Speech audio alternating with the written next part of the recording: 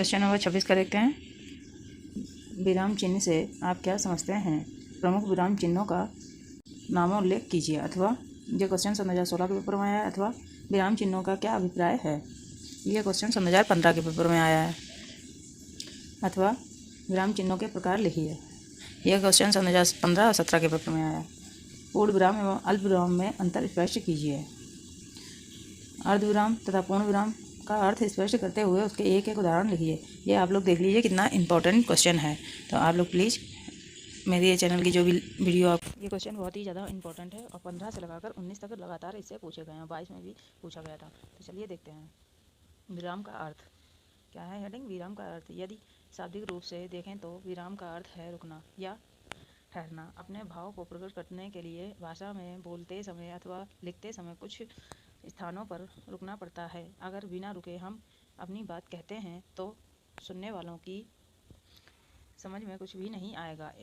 कई बार भाव का रूप ही बदल जाता है। हम उचित जगह पर रुक कर अपनी बात कहेंगे तो ठीक रहेगा। हम उचित जगह पर रुक कर अपनी बात कहेंगे तो ठीक रहेगा। इसी प्रकार लिखते हुए विराम चिन्हों का प्रयोग से न केवल विराम चिन्हों के प्रयोग से न केवल भाव में स्पष्टता आती है बल्कि उनका प्रभाव भी बढ़ जाता है।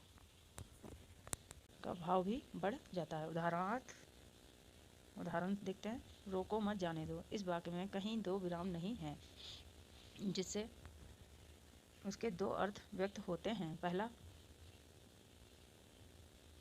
रोको मत जाने दो और दूसरा है रोको मत जाने दो। पहला है रोको मत जाने दो, फिर है रोको मत जाने दो।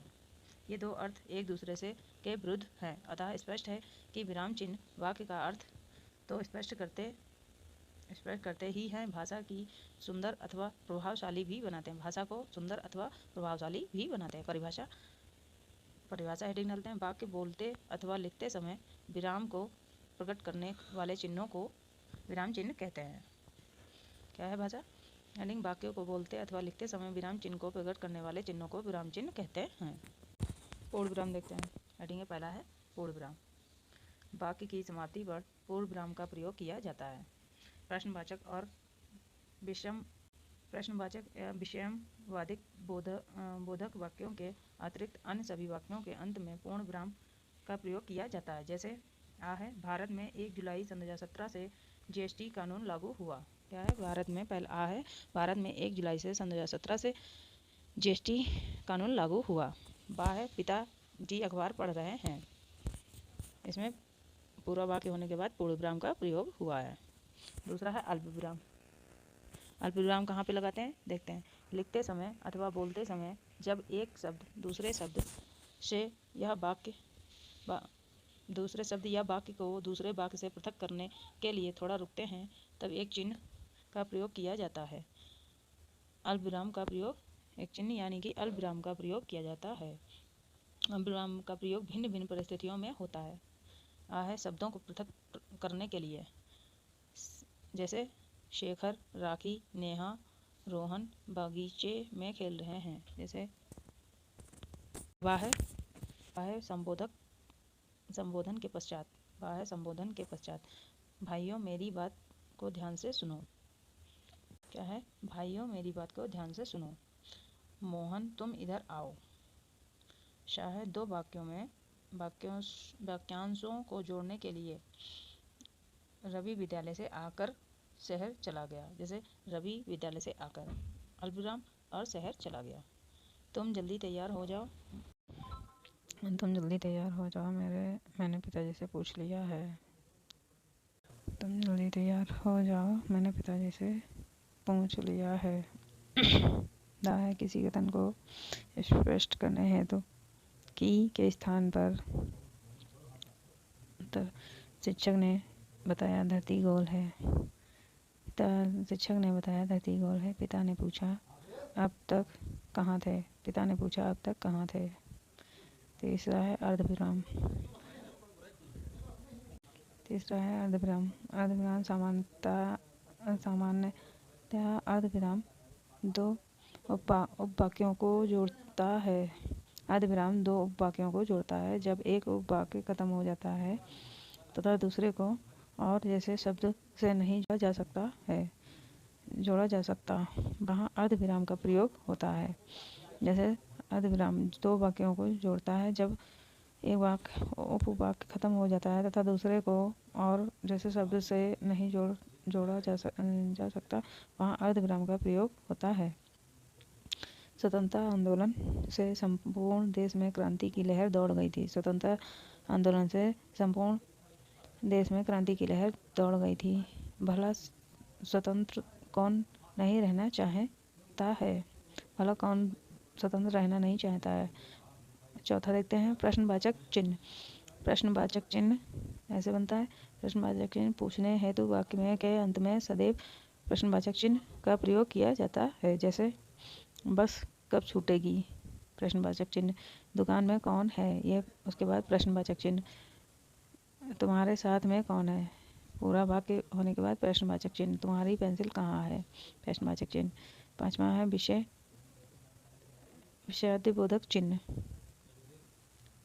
विषयादिबोधक चिन्ह भाव को प्रकट करने हेतु जैसे भय, शोक, घृणा, आश्चर्य आदि को प्रकट करने वाले शब्दों में विषयबोधक चिन्ह का प्रयोग किया जाता है।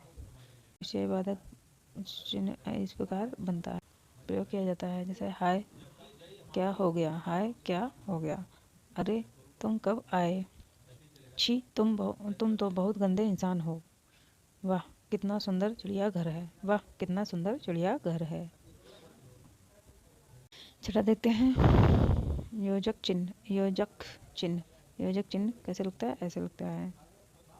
ये योजक चिन्ह होता है। शब्द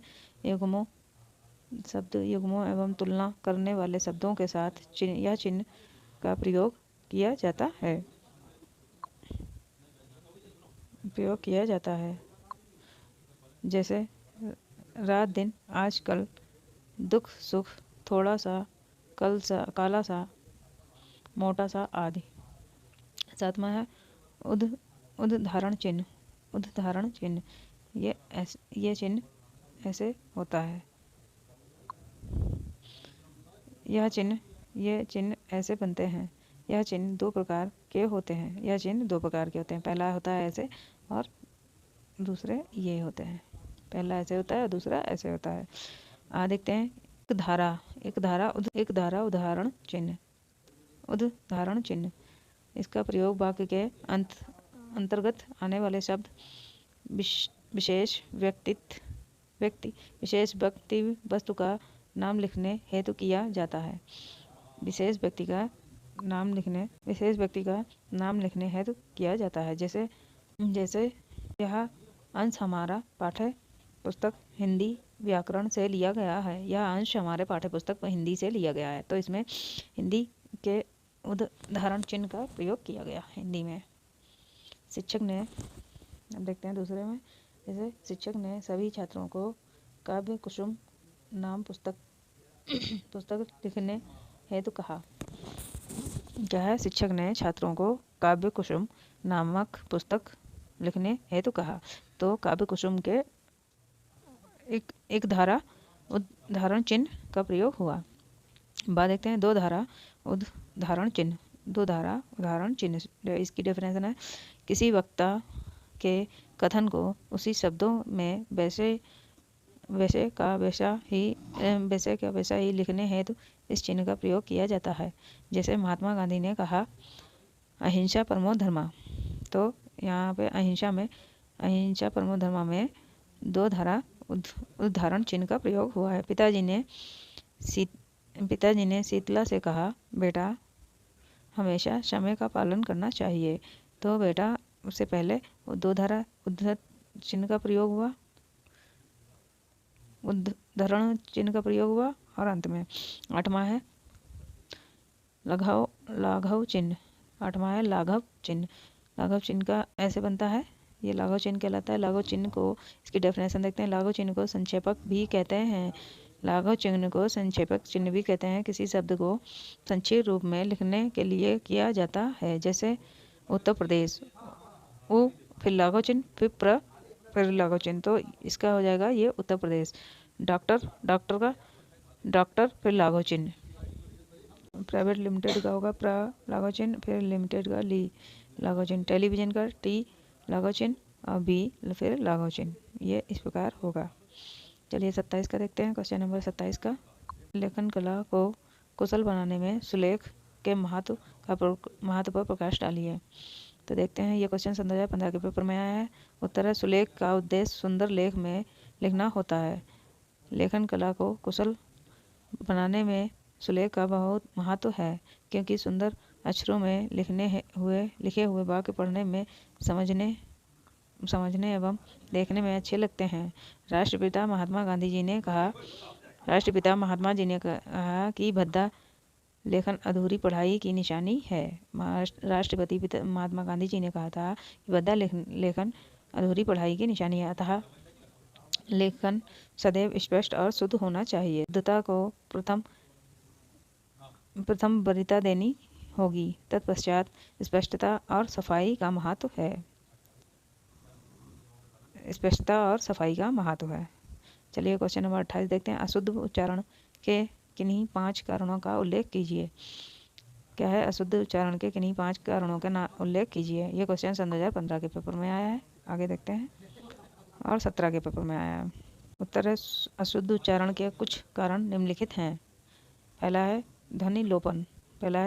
किसी ध्वनि का लोपन कर देना। दूसरा क्या है? ध्वनि प्राकृतिक। किसी ध्वनि का अल्प अथवा अति उच्चारण करना। अल्प मीन्स आधा या अति ज़्यादा उच्चारण करना। ध्वनि विपर्य, किसी ध्वनि को उलट पुलट देना।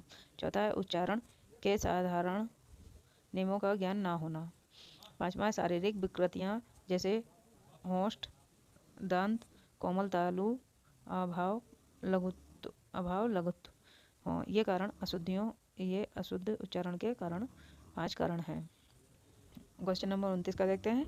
अनुनासिका स्वर क्या है? ये क्वेश्चन सन 2015 के पेपर में आया है। उत्तर देखते हैं, जब मुख द्वार बंद करके खोला जाता है, किंतु साथ ही नासिका विवर भी खुला रहता है, इससे जो स्वर निकलते हैं वे अनुनासिका स्वर होते हैं, जैसे ण, त्र, ड़, न, मा। 32 का देखते हैं। अल्पविराम का प्रयोग कब करते हैं? ये क्वेश्चन सन 2015 के पेपर में आया है। उत्तर देखते हैं, पूर्णविराम का अभिप्राय है पूर्ण रूप में रुकना या ठहरना। सामान्यतः जहाँ वाक्य की गति अंतिम लेकर विराम ले, वहाँ पूर्ण विराम का प्रयोग होता है। आ है सोहन खेलता है। राम और श्याम विद्यालय गए थे। उसके बाद पूर्ण विराम। अल्पविराम का है। अल्पविराम की डेफिनेशन है, अल्पविराम का प्रयोग पढ़ते या बोलते समय कुछ देर रुकने हेतु किया जाता है। उदाहरणार्थ, आ है कविता, गीता और माया अपनी कक्षा में प्रथम आए।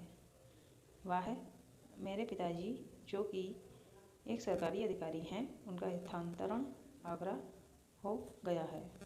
स्थानांतरण मीन्स ट्रांसफ़र हो, कहाँ? आगरा हो गया है। आप लोगों को अगर मेरे चैनल की वीडियो अच्छी लगे, लाइक करें तो सब्सक्राइब करें, अपने कॉलेज ग्रुप में सभी को शेयर करें। अगर आप लोगों की जरा सी भी हेल्प होती है तो प्लीज़ इसे लाइक करना मत भूलें और कमेंट करके बताएं कैसी लगती हैं। चलिए क्वेश्चन नंबर 31 का देखते हैं। क्वेश्चन नंबर 31 का है, मौखिक अभिव्यक्तियों के साधन लिखिए। ये क्वेश्चन 2018 के पेपर में आया है। तो देखते हैं, मौखिक अभिव्यक्तियों के साधन। पहली हेडिंग है चित्र पाठन। बच्चों को चित्र पाठन की डेफिनेशन क्या है? बच्चों को चित्र का ज्ञान करा कर उसमें संबंधित प्रश्न पूछने चाहिए। चित्र ऐसे होने चाहिए जिसका कुछ अर्थ निकल रहा होता। नैतिक कहानियों के चार्ट आते हैं। बच्चों को उन चार्टों में प्रकाशित कहानियों को अभिव्यक्ति हेतु कहा जाना चाहिए। अभिव्यक्ति में कहानियों को सुनाना चाहिए। दूसरा है कहानी पाठ। बच्चों को गृह कार्य के रूप में कहानी बनाकर लाने हेतु कहा जाना चाहिए। गृह कार्य मतलब बच्चे जो भी घर में अपना कार्य वगैरह करते हैं उसकी कहानी है तो कहना चाहिए। इस प्रकार की मौखिक अभिव्यक्तियों से बच्चों की भाषा कल्पना शक्ति, रुचि, कथन, शैली तथा मस्तिष्क का विकास होता है। जब बच्चे घर में जो भी कार्य करते हैं उसे कहानी रूप में कहते हैं तो उसकी कल्पना शक्ति, रुचि, कथन, शैली तथा मस्तिष्क विकास होता है। तीसरा है कविता पाठन। तीसरा क्या है? कविता पाठन। तो देखते हैं, कविता द्वारा बच्चों के उच्चारण, अक्षर, अभिव्यक्ति एवं रुचि का ज्ञान होता है। चौथा है अभिनय एवं अनुसरण। क्या है चौथा? अभिनय अनुसरण। बच्चों को अभिनय हेतु प्रेरित किया जाना चाहिए। बच्चों को अभिनय हेतु प्रेरित करना चाहिए। इससे बच्चों के उच्चारण में सुधार होता है, उनकी शारीरिक अभिव्यक्ति में भी सुधार होता है। पांचवा है वाद विवाद। उसमें वाद विवाद में मौखिक अभिव्यक्ति का विकास होता है।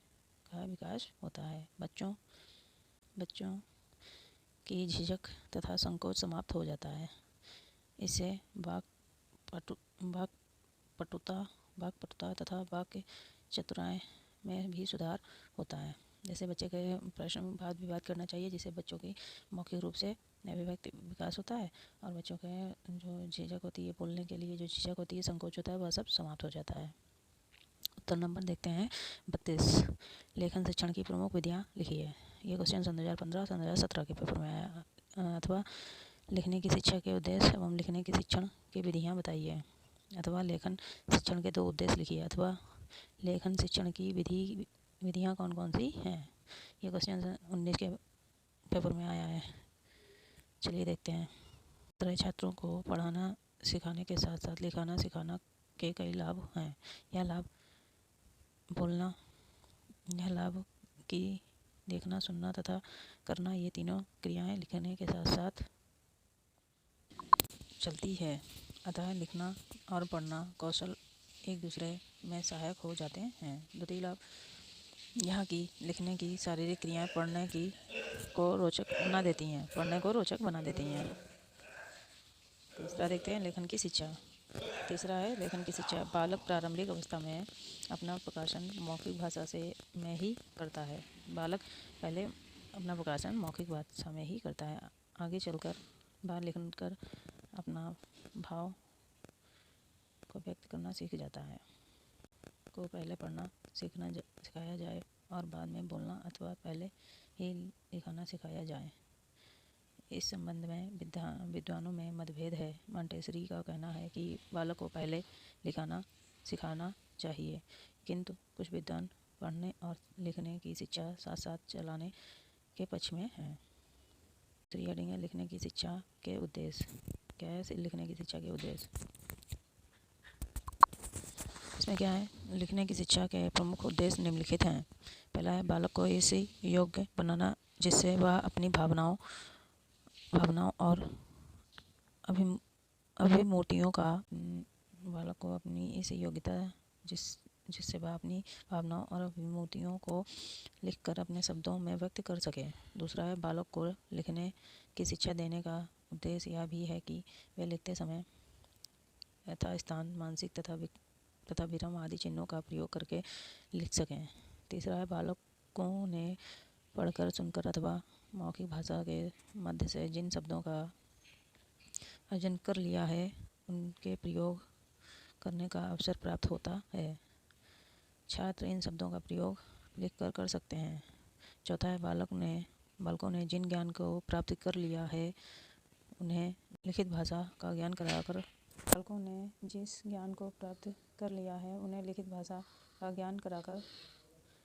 उस ज्ञान को सुव्यवस्थित रूप से प्रस्तुत करने की शिक्षा देना। पाँचवा है बच्चों को सुंदर, स्पष्ट और आकर्षक ढंग से लिखने की शिक्षा देना। छठा है बच्चों को स्थायी साहित्य सृजन की शिक्षा प्रदान करना। अब है लिखने की शिक्षण विधियाँ। लिखने की शिक्षा प्रदान करने हेतु विद्वानों ने कुछ शिक्षण विधियों का उल्लेख किया है। वे प्रमुख शिक्षण विधियाँ निम्नलिखित हैं। पहली है रेखाओं द्वारा लिखने की शिक्षा देना। दूसरा है मॉन्टेसरी विधि से लिखने की शिक्षा देना। तीसरा है अनुकरण विधि से लिखने की शिक्षा देना।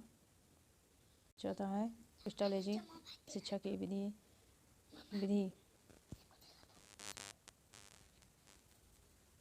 और 5 है मनोवैज्ञानिक विधि। 5वीं है मनोवैज्ञानिक। पहली है रेखाओं द्वारा लिखने की शिक्षा देना। दूसरा है मॉन्टेसरी विधि से लिखने की शिक्षा देना। तीसरा है अनुकरण विधि से लिखने की शिक्षा देना। चौथा है पेस्टोलॉजी की लिखने की शिक्षा की विधि। 5वीं मनोवैज्ञानिक विधि। पहली हेडिंग देखते हैं रेखा विधि। अधिकांशतः देखा जाता है कि बच्चे कुछ रेखाएं खींचने लगते हैं।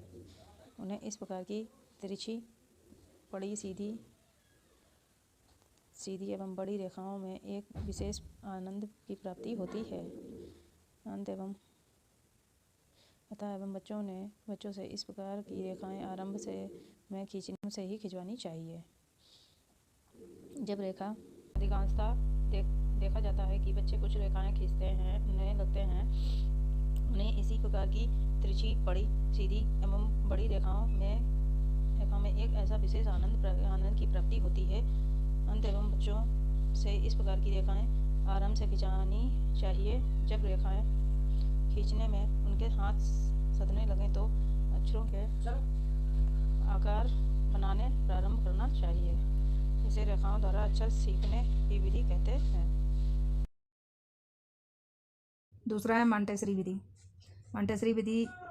मॉन्टेसरी पद्धति में छोटे बच्चों को लिखने की शिक्षा देने हेतु 3 विधियों का उपयोग किया जाता है। पहली विधि, सबसे पहले बच्चों को लेखनी पकड़वाने का अभ्यास कराया जाता है। सबसे पहले बच्चों को लेखनी मतलब कलम या पेंसिल पकड़ाने का अभ्यास कराया जाता है। यह अभ्यास कागज अथवा पट्टी पर रेखा गणित की विभिन्न आकृतियां खींचकर उनमें लेखनी के द्वारा स्याही भरवाकर ही किया जाता है। बाह्य बालकों को अक्षर का स्वरूप बतलाने के लिए रेगमाल कागज का प्रयोग किया जाता है। रेगमाल पर अक्षरों का स्वरूप बना रहता है। बच्चे अक्षरों के बने हुए आकार पर उंगली फेरते हैं। और तीसरी विधि है सा। धीरे धीरे उक्त उभरे हुए रेगमाल कागज पर उंगलियां फेरते फेरते बालक उसकी ध्वनि का भी उच्चारण करने लगते हैं। इस क्रिया के द्वारा अक्षरों की ध्वनि समय में परस्पर संबंध स्थापित करते हैं और तब वे स्वतः लिखना शुरू करते हैं। तीसरी है अनुकरण विधि।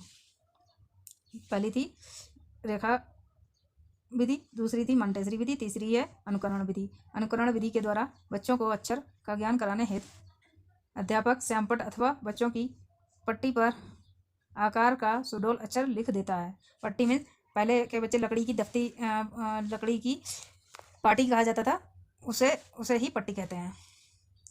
उस पर ही अक्षर लिख देता है। बालक अध्यापक द्वारा लिखे अक्षर को ही भांति अक्षर लिखते हैं। धीरे धीरे उसी अनुकरण के द्वारा वे अक्षर लिखना जान जाते हैं। चौथी है पेस्टोलॉजी विधि।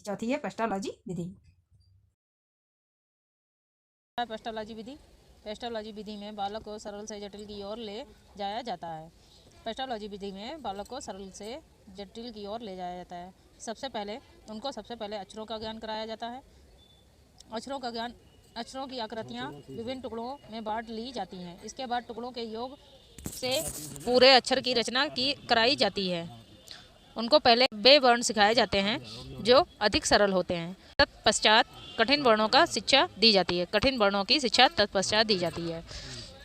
पांचवा देखते हैं मनोवैज्ञानिक विधि। क्या है पांचवी? मनोवैज्ञानिक विधि। मनोवैज्ञानिक विधि में बच्चों को सर्वप्रथम पूर्ण का ज्ञान कराया जाता है। इसके बाद अंश का ज्ञान कराते हैं। अर्थात उन्हें सर्वप्रथम पूरे वाक्य की शिक्षा दी जाती है। इसके पश्चात शब्द और अंत में अक्षरों की शिक्षा दी जाती है। एक विद्वान ने इस संबंध में लिखा है कि बालक जब पाठशाला में प्रवेश करता है तो वह छोटे छोटे वाक्यों में बोला जाता है। वर्णमाला में विभिन्न अक्षर उनके ज्ञान हेतु निरर्थक तथा सारहीन होते हैं। उनको अपने में कोई अर्थ नहीं होता है। आपस में मिलकर जब वे शब्दों या वाक्यों के रूप में आते हैं तभी वे सार्थक बनते हैं।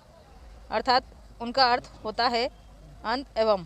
शास्त्रियों ने इस विषय में शिक्षा शास्त्रियों ने इस विषय में जो प्रयोग किए हैं उनके आधार पर बालकों को सर्वप्रथम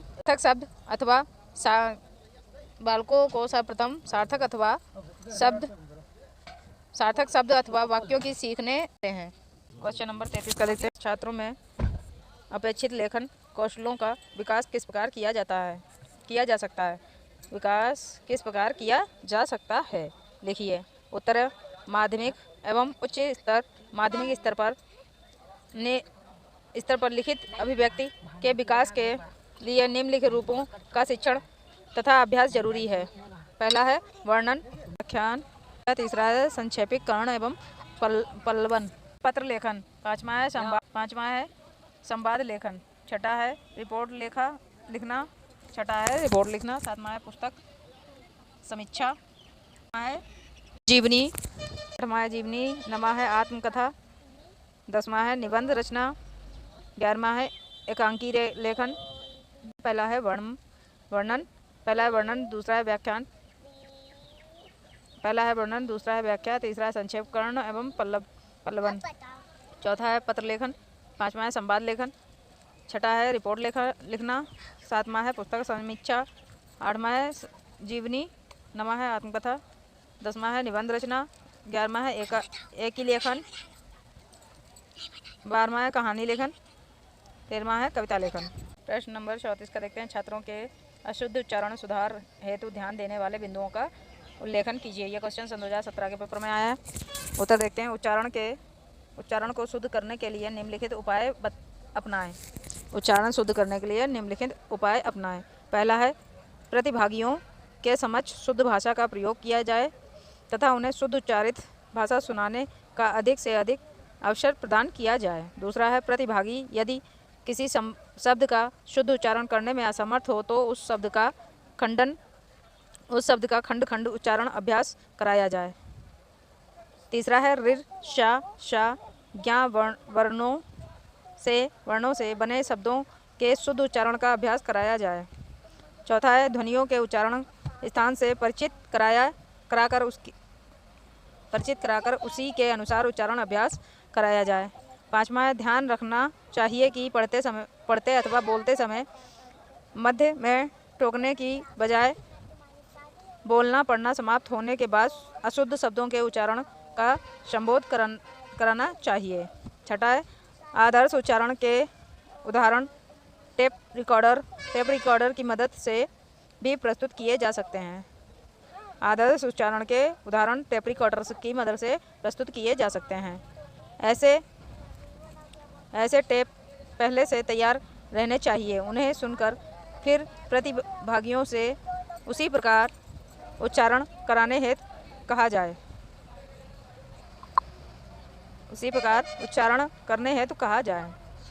सातवां है ड ढ के उच्चारण का अभ्यास कराया जाए। आठवां है संयुक्त अक्षरों के उच्चारण पर ध्यान दिया जाए अथा क्षमा का प्लस शा बराबर शा बनता है। ज्ञा प्लस वां बराबर ज्ञा बनता है। क्वेश्चन नंबर 35 का देखते हैं। मिश्रित वाक्यों का क्या अभिप्राय है? एक उदाहरण द्वारा स्पष्ट कीजिए। यह क्वेश्चन सन 2016 के पेपर में आया। उत्तर देखते हैं। जिन वाक्यों में एक प्रधान एवं अन्य मिश्रित उपवाक्य हों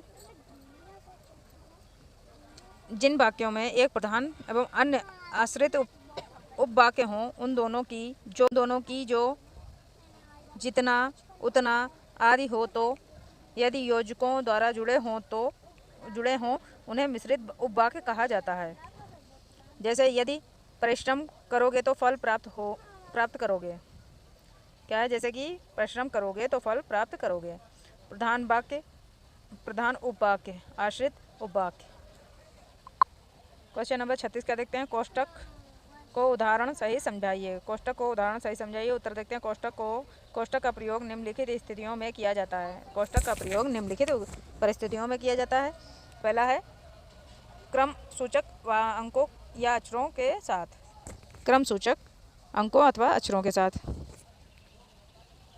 दिशाएं चार होती हैं। आ पूर्व, बा पश्चिम, सा उत्तर, दा दक्षिण। दूसरा है कभी कभी वाक्य के प्रभाव से भिन्न अथवा व्याख्यात्मक शब्दों का कोष्टक कहा जा सकता है। जैसे भारत लगाया जा सकता है, जैसे भारत। दशरथ के पुत्र बड़े तपस्वी थे, तो दशरथ के पुत्र, ये जो चीज़ उपवाक मेन होता है उसमें कोष्टक लगाया जाता है। नंबर 37 का देखते हैं। विवरण चिन्ह। विवरण चिन्ह इस प्रकार होता है। विवरण चिन्ह को उदाहरण सही समझाइए। किसी विषय अथवा बातों को समझाने हेतु या निर्देश हेतु विवरण चिन्ह लगाया का प्रयोग किया जाता है।